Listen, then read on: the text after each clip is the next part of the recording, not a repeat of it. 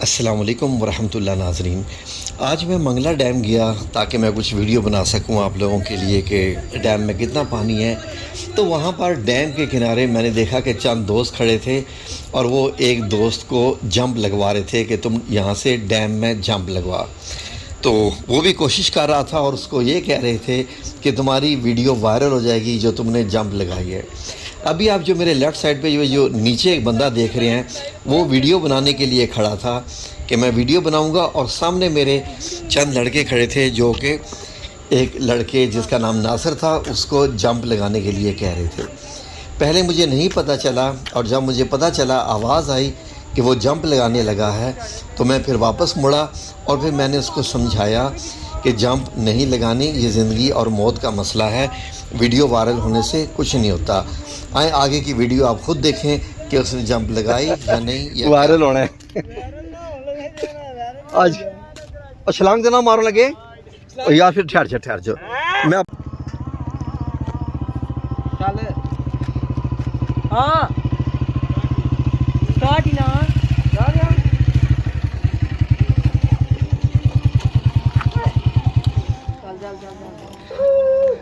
कलमा पढ़ लो।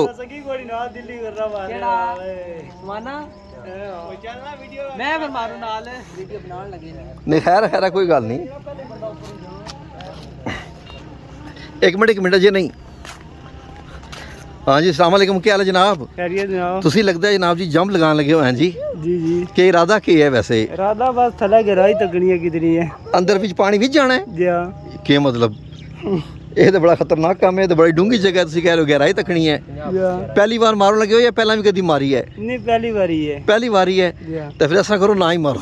रहन देने फिर रहन देने। हाँ नहीं मतलब रहने दो बेहतर है, मैं तो यही कहूँगा।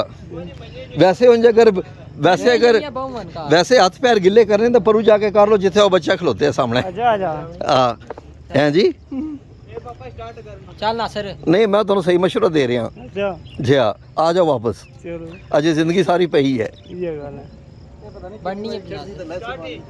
अजय नहीं यार अजय नहीं। ओए सीने पार ना मारनी, सीधा मारी सीने पार मारे जा से फिर फटी जानी और यार चंगा भला मैं मना किया बच्चे तुम यार कुछ के करवाओ।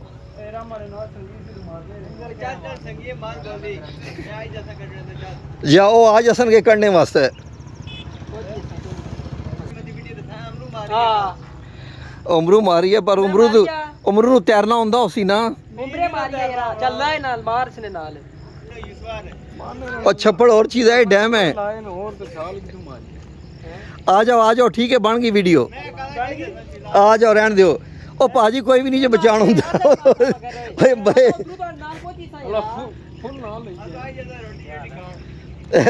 और पता मैं रोटी खाना आ जा गया। ओ आ जाओ वापस आ जाओ। क्या नाम है बच्चे का? नासिर रहन दे। आ जा वापस। वापस आ जा रहन दे। मेरी मन जा हमेशा याद रखेगा सारी उम्र। धक्का मार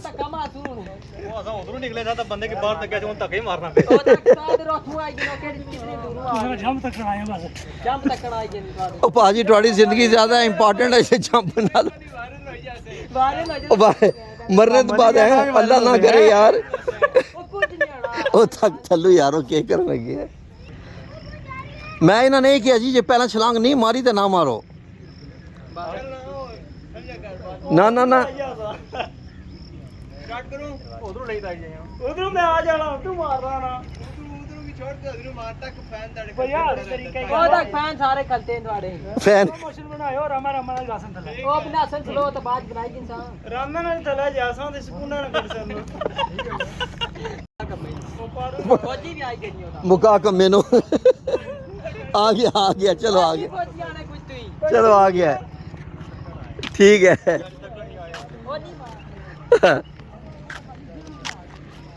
और नासिर साहब मेहरबानी उड़ना चाहिए